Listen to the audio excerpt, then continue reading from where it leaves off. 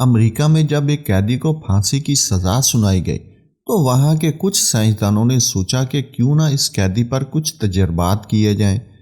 قیدی کو بتایا گیا کہ ہم تمہیں پھانسی دے کر نہیں ماریں گے بلکہ زہریلا کوبرا سانپ ڈسا کر ماریں گے۔ اس کے سامنے بڑا سا زہریلا کوبرا سانپ لایا گیا اور اس کی آنکھیں بند کر کے اس کو کرسی سے باندھ دیا گیا۔ پھر اس کو سانپ نہیں بلکہ 2 سیفٹی پن چبھوئی گئیں۔ قیدی کی کچھ سیکنڈ میں ہی موت ہو گئی۔ پوسٹ مارٹم کے بعد یہ پایا گیا کہ قیدی کے جسم میں سانپ کے زہر جیسا ہی زہر ہے۔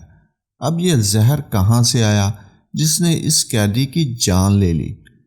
وہ زہر اس کے جسم نے ہی صدمے میں جاری کیا تھا۔ اس کے بعد سائنسدان اس نتیجے پر پہنچے کہ ہمارے ہر عمل سے مثبت یا منفی توانائی بنتی ہے اور وہ ہمارے جسم میں اسی کے مطابق ہارمونز تیار کرتی ہے۔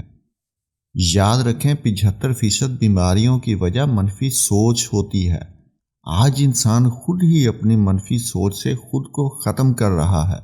اپنی سوچ ہمیشہ مثبت رکھیں۔ 25 سال کی عمر تک ہمیں یہ پرواہ نہیں ہوتی کہ لوگ کیا سوچیں گے۔ 50 سال کی عمر تک اسی ڈر میں جیتے ہیں کہ لوگ کیا سوچیں گے۔ 50 سال کے بعد پتہ چلتا ہے کہ کوئی ہمارے بارے میں سوچ ہی نہیں رہا۔